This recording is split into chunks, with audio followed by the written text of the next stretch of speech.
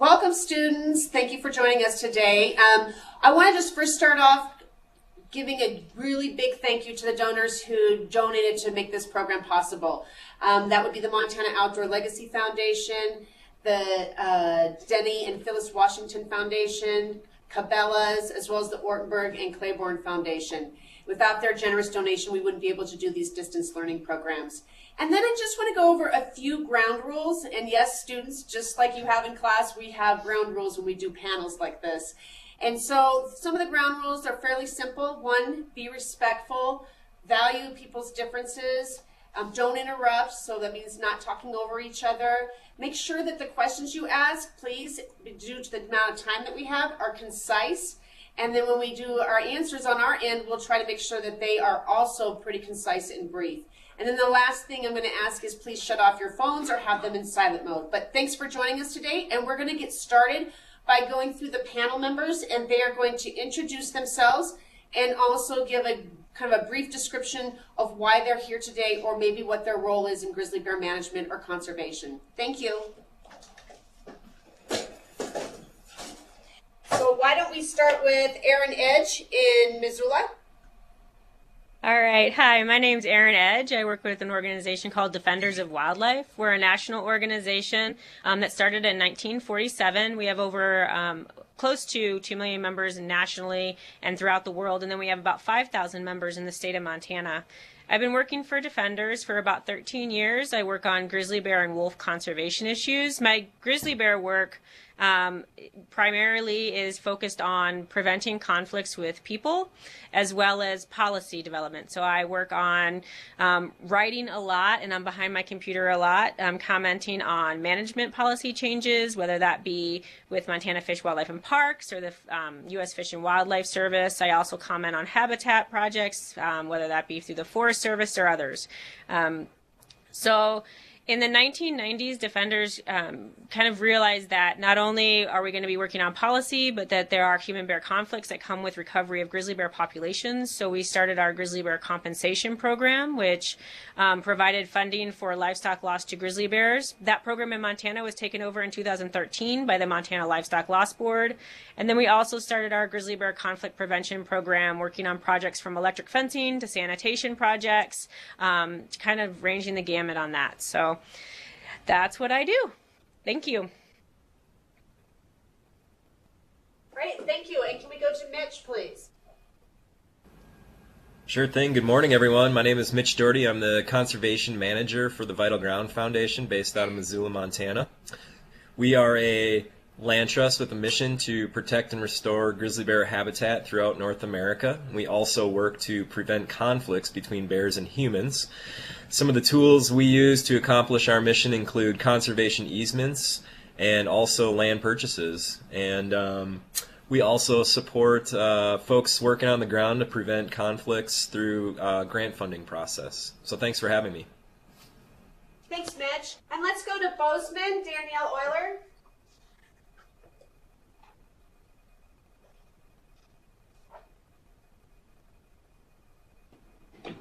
All right. Hi, everyone. I'm Danielle Euler, and I'm the Education Coordinator for the Montana Bear Education Working Group.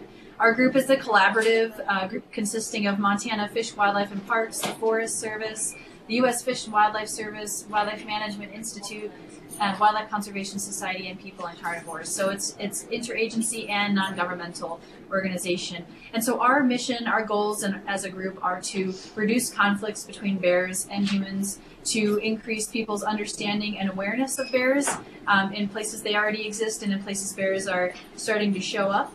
We also want to allow for all of our members and folks in our region to be saying the same information about bear safety so that the message is clear and everybody that receives it is hearing the same information. So those are some of our main goals.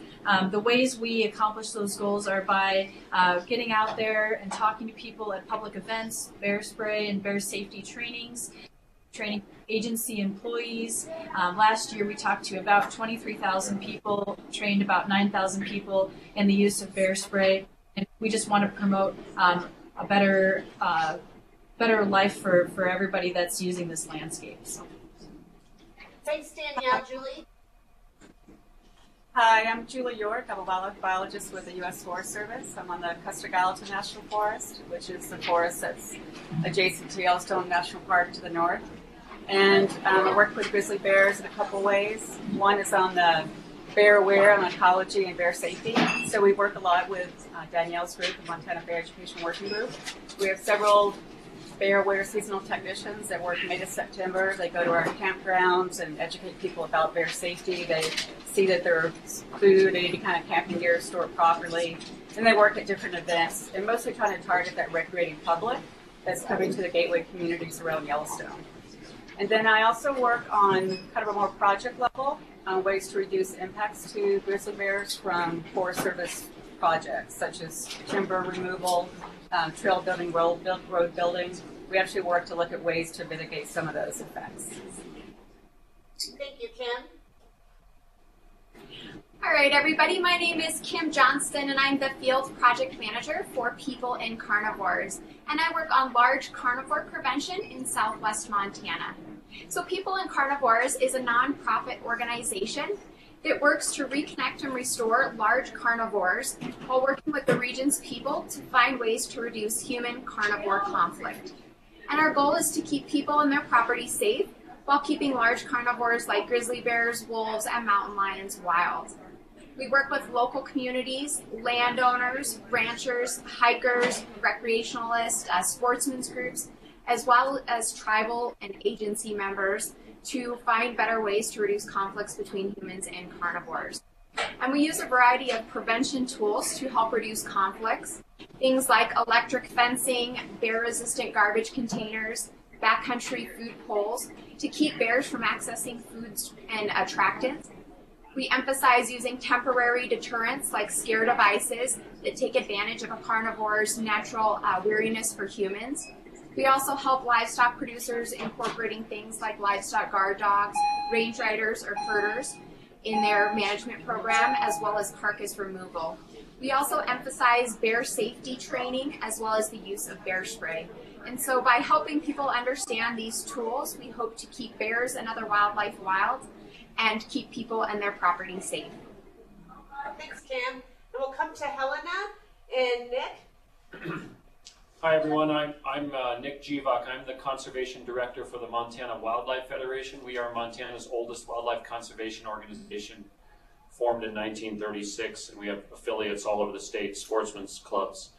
We're a general wildlife group, and for years in Montana, we were so focused on restoration of our big game ungulate species, deer and elk and antelope, but now, after the grizzly bears went on the endangered species list in 1975, we're at a new era now with grizzly bear recovery. So we provide some funding along with the National Wildlife Federation for some of these prevention programs, carcass pickup, as well as fencing of attractants and range riders, and those programs that have, in certain areas of the state, proven to be very effective because we all have an interest in reducing conflicts with these bears. Thanks.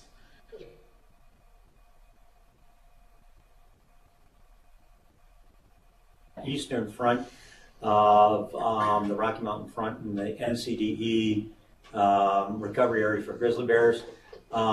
Fish, Wildlife, and Parks is an agency with the responsibilities to preserve, protect, and manage wildlife species and their habitats, as well as provide recreational opportunities for the public to enjoy those resources.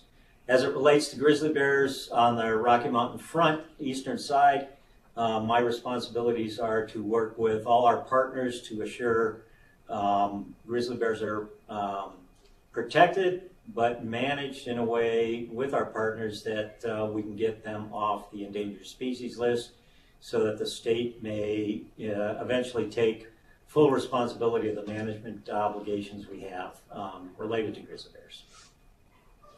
Morning, everybody. I'm Mark Lambrecht. I'm the Government Affairs Director for the Rocky Mountain Elk Foundation. We're a national nonprofit organization based in Missoula, Montana. Some of you may have seen our headquarters there. We have over 234,000 members nationwide and a network of 12,000 volunteers. We have nearly 14,000 members in the state of Montana. Our main focus is to ensure the future of elk, other wildlife, even including predators like grizzly bears, their habitat, and our hunting heritage. Since 1984, when we were founded, we have protected or enhanced over 7.5 million acres of habitat nationwide and secured public recreational access to over 1.2 million acres. The main thing that we wanted to convey today is that we strongly believe in the North American model of wildlife management, which means state wildlife agencies such as Montana Department of Fish, Wildlife, and Parks needs to be managing grizzly bears, and that management should include well-regulated hunting. Hi, my name is Trina Bradley. I am the Vice President of Morass River Livestock Association, which serves a 4-county area in kind of on the Montana Highline. My husband and I also have a ranch south of Browning where we raise cows. So my job here and at most of the bear meetings that I go to is to make sure that the private landowners and the livestock producers are part of the bear management talk.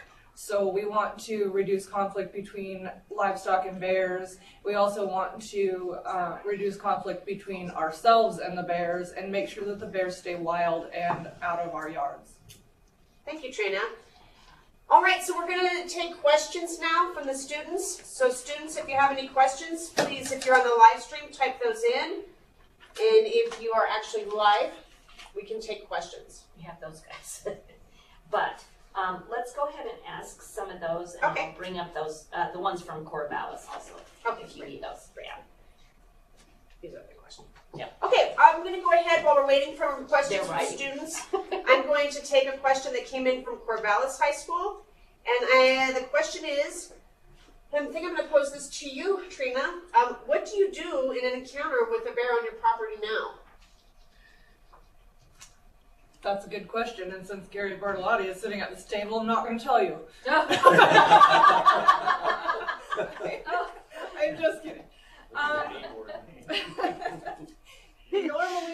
Normally in an encounter, so I carry a pistol on my hip from about mid-March until November, because that's when we have bears on the ranch. They usually go to bed about Christmas time.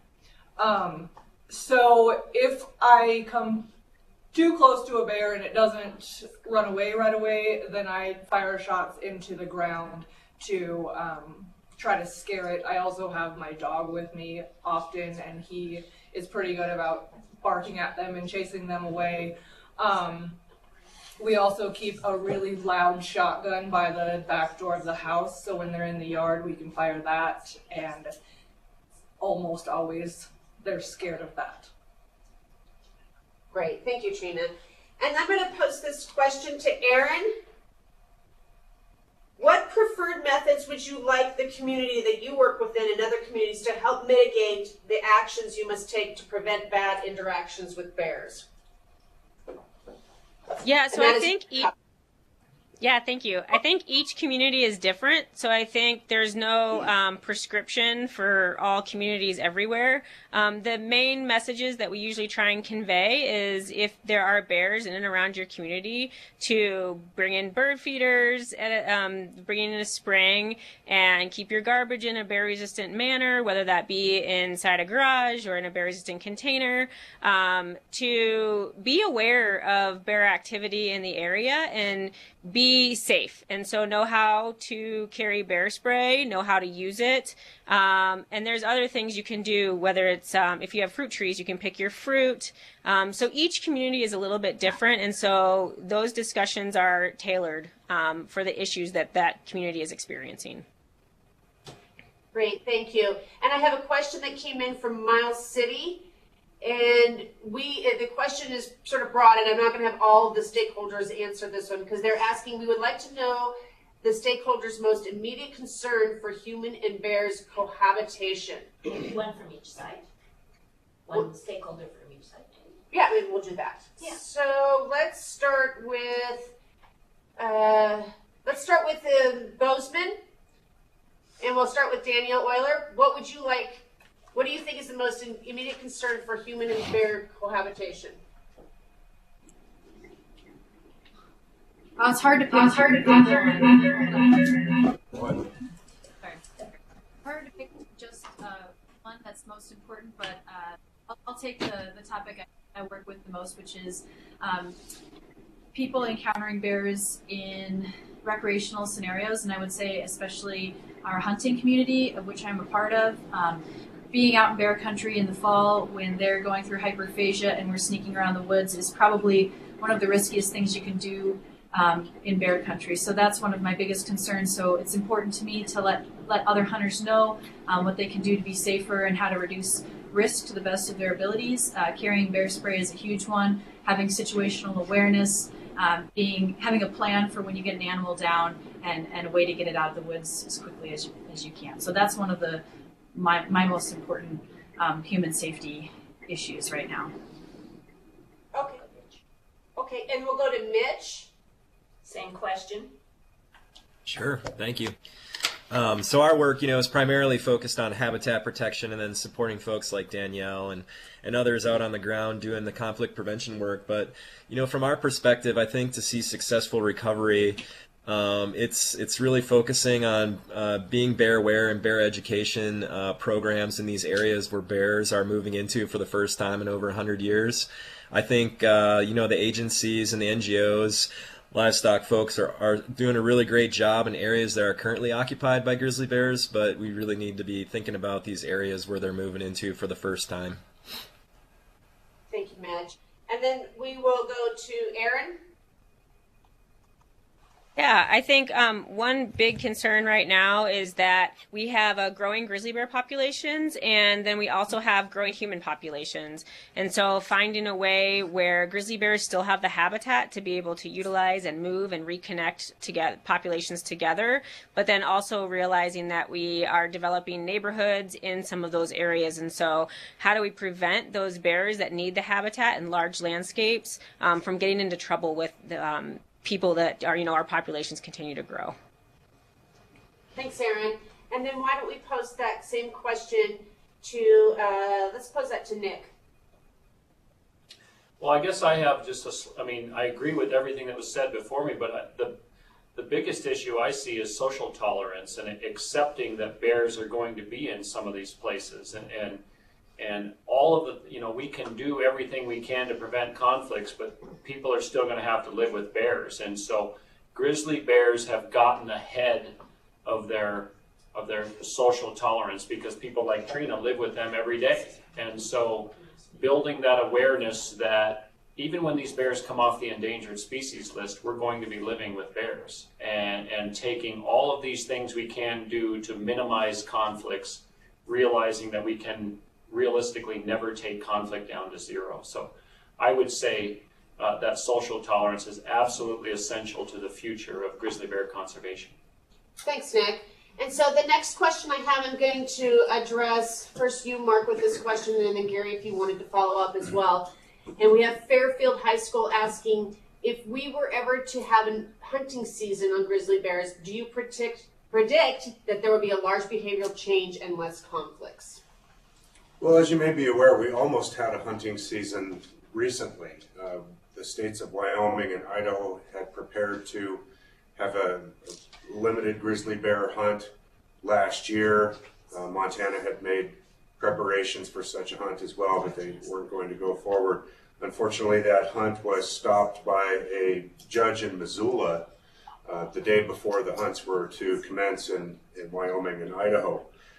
But I do believe that eventually we will have a grizzly bear hunt when we're finally able to remove the grizzly bear from the endangered species list, and it will be managed by the wildlife agencies in the tri-state area, and I think it will be well regulated and will be limited.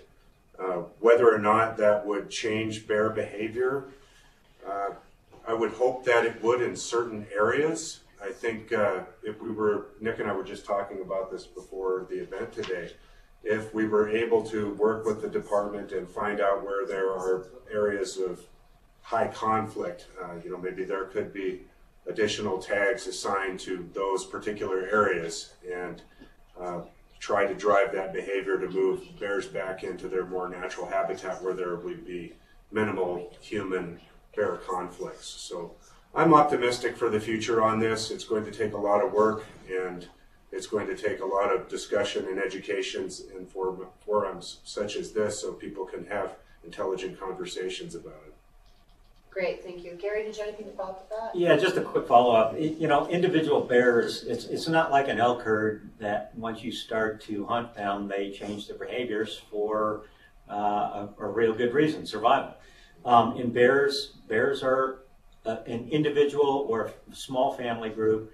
However, hunting may be the tool combined with other things that we remove those bears that have become problem bears or bears conditioned to areas where humans and or livestock or property is being damaged. So that's where I think that tool becomes very valuable. If we combine that with other tools, I think behaviors can change in the grizzly bears that we're seeing expanding in those areas we didn't expect. Could I have one more Yeah. point, Lori? This was a point I think is important. It didn't get brought up last session, but by and large, I mean, we have a lot of organizations that are represented here today that put a lot of skin in the game for managing wildlife and promotion of all the different species that are in our forests and on our landscape. But by and large, it's hunters who pay for conservation for wildlife. And that includes predators such as wolves and grizzly bears. And that's through the payment of hunting licenses, fishing licenses, trapping licenses, but also an excise tax on the purchase of firearms and ammunition. All of those resources go into helping agencies not only provide hunting opportunities for Montanans, but also taking care of listed species on the endangered species list or non-game species. I just think it's important for everybody to keep that in mind. Great. We have, I want to shout out to Willow Creek School. Yay, I'm glad you're on the connection. You have asked a great question about bear populations in specific regions, and we don't have somebody on the panel that would be able to speak to that today. And so we're going to go ahead and take that question by email, and Lori will contact you and get you that information. But I want to say to Willow Creek, please type in some more questions. And then let's go to our students from PAL. Do any of you have questions at this point, or teachers have questions at this point live? What are the positives and negatives of putting a tag for bear hunting? Because that seems very illogical to me. Pros and cons of opening up hunting season? Yeah, it seems, yes. I'll take that. It's, every species of wildlife in our country that is hunted, that hunter's value has thrived, and grizzly bears will be no different. Now, they are the second slowest reproducing mammal in North America, so that will be an extremely limited hunt. But I've actually read peer-reviewed papers from Alaska where a hunted population versus two in national parks that was not hunted, the hunted population had larger litter sizes and better cub survivorship, which seems illogical, but if your focus is on adult males, they actually commit infanticide on cubs. So again, sound scientific management of the species will help build social acceptance and for the species, basically, and provide some funding. Yes, that's the other thing. When you have hunters out there purchasing a license opportunity to hunt, and all of those resources go right back into the department, and then they can use those resources to help out with the habitat, which would help out the entire species. Thank you. That was a great question. So I have another question, and this is from Fairfield High School. And I'm going to pose this question to Kim Johnston, because you deal a lot with conflict resolution with this species. And then maybe Aaron, if you want to follow up, if you have anything to add. So the question that we have is, what type of efforts are being taken to change the behavior of grizzlies? And more specifically, is hazing an effective long-term solution? Okay, and also in Bozeman, if you guys would be sure you speak up. there's a couple schools having a hard time hearing you. So just talk with your teachers. Yeah, so hopefully you guys can hear me okay. So that's a really good question. And so as far as changing the behavior, so it's really important to understand when bears interact with people or come across human areas, they either have a negative association or a positive association or a neutral neutral response. And so it's important that they aren't getting positive rewards by finding food or attractants in certain areas. And so it's really important that, again, they're not having those positive rewards, and that's where hazing can come into effect, is if a bear is coming into an area, it can add some negative association by hazing that bear, teaching it that is not in an ideal area it should be in. So hazing definitely has its benefits, and bears can learn and adapt to humans. They do learn the areas they shouldn't be in, and it's just important that you remove attractants and anything that would give them a positive association with that area to help make that hazing be effective. Great. Aaron, do you have anything you want to add? Just to follow up that we also have to remember that with a bear that has been hazed, if that bear, walks down the road and finds a huge open dump or a place with attractants that they just can't resist, then that can have to happen all over again. So combining tools to make each tool more effective is better in the long run. Can I add to that? Yeah. Go ahead, Trina. So in the setting of a farmyard, like where I live, we can't remove the attractants because the attractants are the animals that we raise, and we can't put them anywhere else but where they belong. So hazing is a very important part of what we do, and there's a big difference between hazing and harassing. People have harassed them, people have run them to death, and that is not helpful to anyone. But if we make it an unpleasant experience every single time they come near our cows or near our house or whatever, those bears that live on our ranch year round, they do learn. They learn to make a wide circle around our house, or they learn to make a wide circle around the calving lot or whatever. And they have to be reminded several times sometimes, but they will learn. Even though there's a food source there, it's not worth it to be chased by a dog or shot at or whatever. So that's a big thing to remember. Great, thanks, Trina. And so I'm going to address this question to Julie in Bozeman.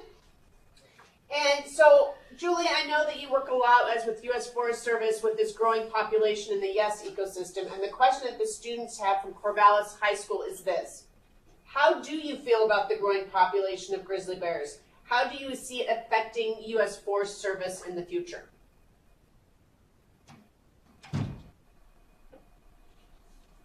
I'm just thinking. I mean, I think it, we've talked a lot about as far as the bear safety and the bear awareness with the public. That's going to continue to be a huge demand for us and all of our other partners, as tourism seems to be still increasing, the growth around Bozeman and probably other cities as well. So you're always going to have people coming in that have never been exposed. So it's always going to be a need. With that, we had reduced funding this past year for our bear aware technicians. So instead of having 2 full-time this year, even though we have a growing population, I have 1 and maybe 8 days from another technician. So we have those certain constraints that we're right now trying to figure out how are we going to do our education across this big zone. We're going to do it differently this year. We haven't figured that out. So it's always going to be a commitment for us, on that level. And then whether the grizzly bear gets delisted again or it stays, we'll have certain different things that we may do as far as how we consult with the Fish and Wildlife Service, but as far as how we address grizzly bear impacts in our projects, that's going to be pretty consistent. So we're always going to be doing that long term. And I think what could be difficult, obviously, as grizzly bears expand, and if they expand north of I-90 where we have Forest Service units, We're going to have more areas that we haven't had to have dealt with these issues before. So that's going to continue to be an issue, and we'll just have to figure out ways working with partners to address that. Right now we still do a lot of training with Forest Service staff, and sometimes I think it's easy for people who've been in certain communities, and they say, well, the bears are all by Yellowstone and don't have to worry, and even our staff, of reminding them bears are moving in, you need to be aware. So that education need is always going to be there, and it's going to get bigger. Great, thank you. So I'm going to take another question from Fairfield, and I'm going to address this question probably to Gary. And the question is, when we're talking about these techniques to avoid bear and human interactions, whether it be hazing or some of the other things that bears come onto private property, do they teach their cubs this behavior in terms of their behavior? Yeah, good question, and it actually reflects back to some of the other questions we had. Adversive actions to eliminate those conflicts, actually for the cubs, the female is training her cubs on those things. So if we can avoid conflict and make it a bad experience for bears, they teach their cubs that, and their cubs seem to become the same behaviorally as the parent does. So if we can train the parent to be avoid conflict, avoid humans, avoid livestock, the cubs then also then become, as adults, doing the same thing. Likewise, if we don't do that, the cubs seem to target the same conflict as the parent does. And so it's imperative that we teach the parents, the adult bears, to be respectful for human property, human existence, and coexist in a way that they're not in conflict. Great, thank you, Gary. And then, Trina, I'm going to address this question to you. This comes from Corvallis High School. And the question is, there's a couple really good ones here. Let's see if I can narrow this down for you. What would make you feel more comfortable with grizzly bears?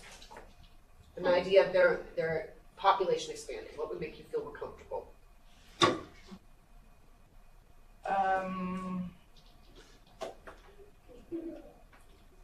Wow. That's from Corvallis High School. That is a very good question, Corvallis High School. What would make me feel more comfortable with bears?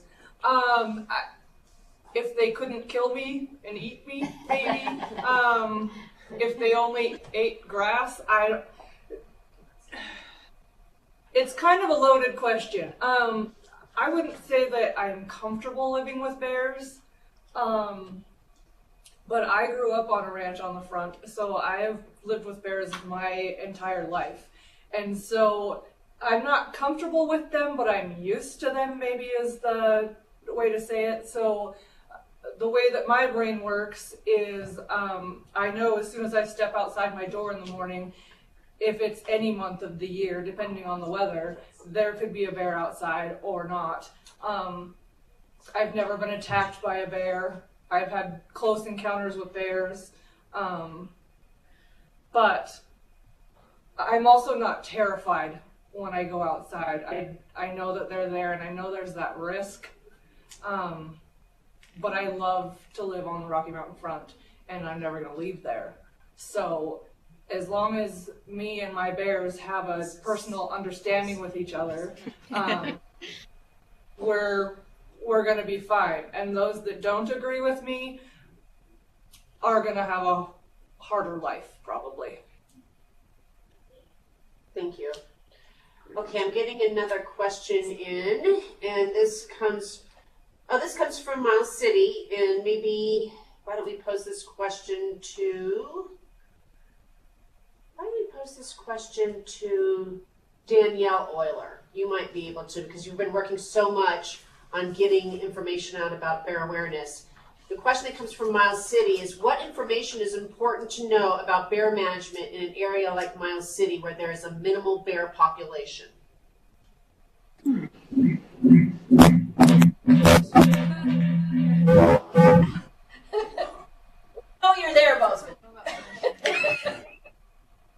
So think of it in terms of like an expanding bear population. Yeah. There's minimal. I guess, the conversation here is focusing around grizzly bears, but black bears are pretty widespread, and so the same principles of bear safety and ways to keep bears from being interested in where you're living or where you're working are the same. So they're just good skills to have regardless of whether you're in an area that has maybe very rarely sees a black bear or where you're in places that are seeing a lot more bear activity. It's just maybe the likelihood that it'll happen is lower in those areas. So those principles being understanding what attractants are, identifying what those attractants are in your neighborhood or around your home place, and then understanding how to handle or assess a bear encounter if you have one. So it's the same principles, but perhaps at a little bit different scale for folks in an area that is more distant from grizzly bears at this point. So.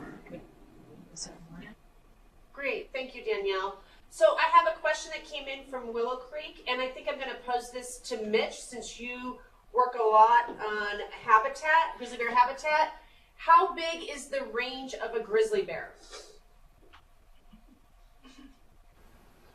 Well, you're right. I do work on habitat quite a bit, but folks may not know this, but I'm not a bear biologist. I'm not even a wildlife biologist. I'm sort of a lands guy, so I'd have to default probably to a grizzly bear biologist. But my understanding is that they have a pretty wide-ranging area they like to roam, and so we need to, at Vital Ground, we plan to give them the appropriate space to work within, but I can't give you a specific number off the top of my head.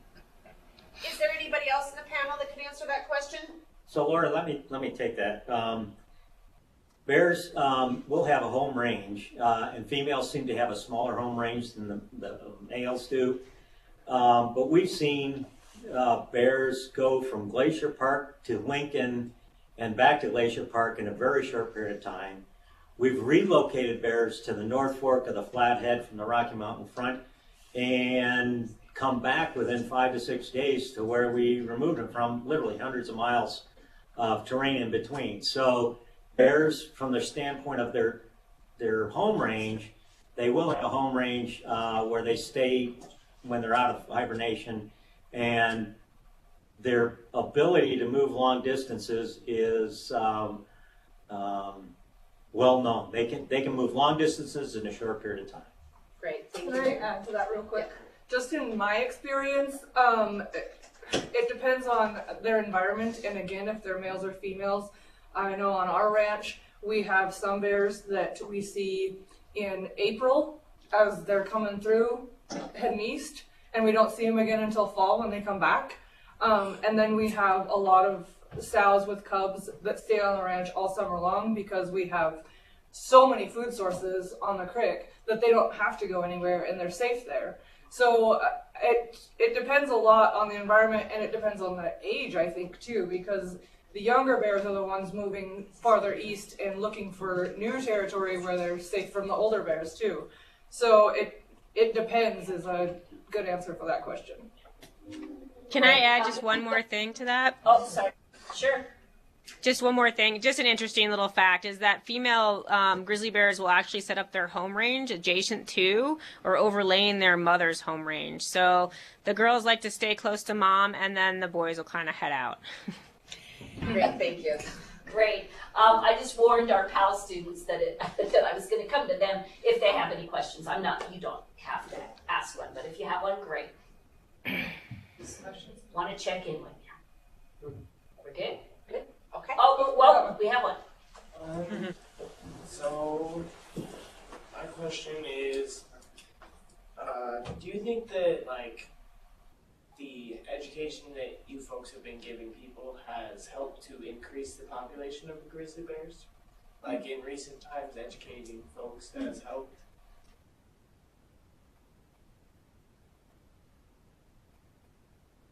Nick, you want to answer that question? Sure, and I'll speak to the camera, but you know,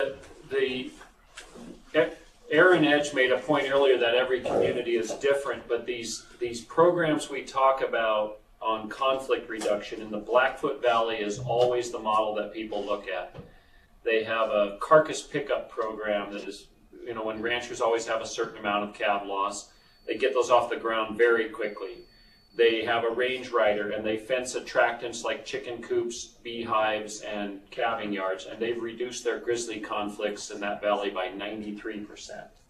So it is working. What I will not say is that I can't say that taking that exact model and pasting it onto Trina's landscape on the front is right for that community. Every community is different, and you know what the issues are in your community, but that model, the composting facility at the Clearwater Junction, is so successful that they've had wildlife scientists from Africa tour it. Wow. To look at some of the programs that are working there. So education is working. Big Sky is another example. They used to have a terrible garbage problem up there. And so getting those cleaned up with bear-proof garbage cans and has made a big difference there. So it's not just a farming and ranching community, it's everyone that has to be engaged in preventing conflicts with bears. So, to add to that, from the ranching perspective, there are people of different minds all over the state. And as Nick said, in the Blackfoot Valley, they work really closely with FWP and U.S. Fish and Wildlife to prevent conflicts as much as they possibly can. And it works really well. On the eastern front, people have a little different approach to it, and that is that we are very independent people, and we don't want the government involved with the way we do things, because what does the government know about ranching? So as far as a lot of the older ranchers on the front are concerned, like my dad, for instance, he will not accept anything. He's gotten better in old age. He did let Kim put a fence around my stepmother's chickens. But a lot of people up there don't want help. Kim has been really helpful. She used to be a bear technician, or whatever they call it. She came and put up fences for people and whatever, and she was awesome. And now that she works for people in carnivores, she's still really helpful. And so there are resources out there now for us, for cost shares for fencing. I mean, that stuff is really expensive. And ranchers don't make a lot of money anyway. So if we can get these organizations like Aaron and Kim and all these guys to help us pay for fencing or help us pay for livestock guard dogs, that makes a big difference, and that helps us with our attitude, because if we can get this help, then having bears isn't so terrible. And if we have good bear biologists to work with and they understand our plight, it's a lot easier to house these bears if we know that somebody cares. Okay, so what we're going to do now, because we only have about a few minutes left, students, if you have questions, I see them still coming in, we will capture these questions and we will get back to you through email. We'll let you know some answers to those questions. But I'm going to wrap up this session by having each panel member just say in one sentence what they hope the students go away with today. Where do you want to start? And let's go ahead and start with you, Nick. Sure. Grizzly bear recovery in our state in both the northern continental divide and the greater Yellowstone ecosystem is a huge success that all Montanans should be proud of. And now we need to look to the future of managing these bears, all Montanans, everyone together on these landscapes where they haven't been in decades. I reiterate what Nick said. It is a success story that we should relish, and then address the unexpected from that success and work out with communities and landowners and our partners to assure that this success continues. Well, I just wanted to convey, it's all about the habitat. We've got Mitch Doherty on there, and his organization works a lot on acquisition and easements to provide habitat for bears. We do the same thing at the Elk Foundation. Our focus is elk, of course, but bears are also a beneficiary.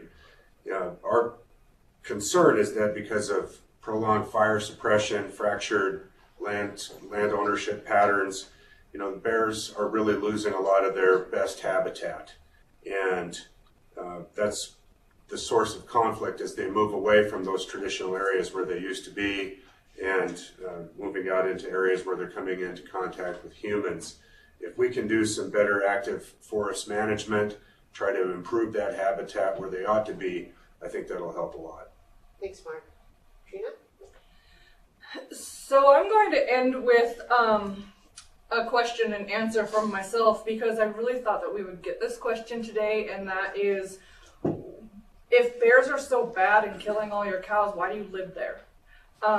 And so I want everyone to be aware that we're not just out here whining about the bears. We're not just complaining. We just want them to be managed. The other thing is, we ranch where we ranch because that's where our families ranched before us, and that's where we want to live. So when we're saying we want better management, we're not saying we don't want the bears here. We're just saying we need to work together to take care of it and raise our cows. Great, thanks. Erin? Yeah, I think the biggest take-home point for me right now is that looking at wildlife issues, whether it be grizzly bears or other issues, is working together as a community to listen to each other's perspectives and to try and work on solutions, whether that be grizzly bear recovery or some other issue that you're interested in, valuing the various perspectives that are involved. Thanks, Erin. And Mitch? Sure, thanks.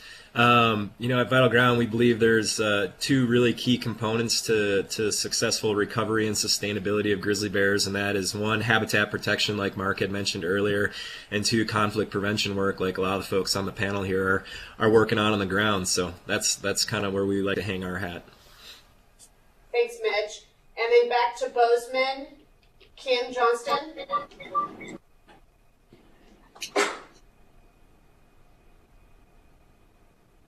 All right, can everyone hear me okay?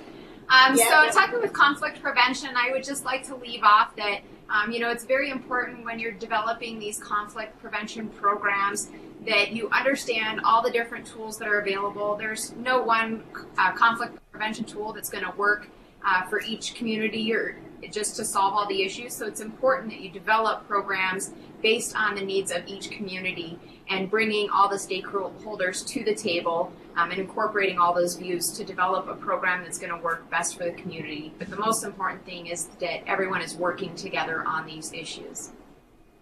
Thanks, Kim. Julie?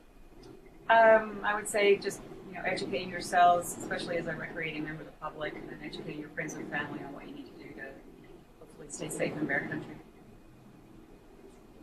Thank you. Danielle? So I think it's hard sometimes to see what's exceptional about the time that you are living in. And I just want you guys to know how much we appreciate you being a part of this, all of these students, and that this is an exceptional thing happening in your lifetime. And someday, I hope we continue to work together with everybody that is represented here and beyond. And that someday this is going to be something you will work on. So I'm really glad that you're a part of it. Thanks, Danielle. Okay, that was a nice conclusion. Awesome. Thank you, everybody, for being on the stream. We're going to take an 8-minute break, and then we will see all the panelists back here for session number 3. Good job, everybody.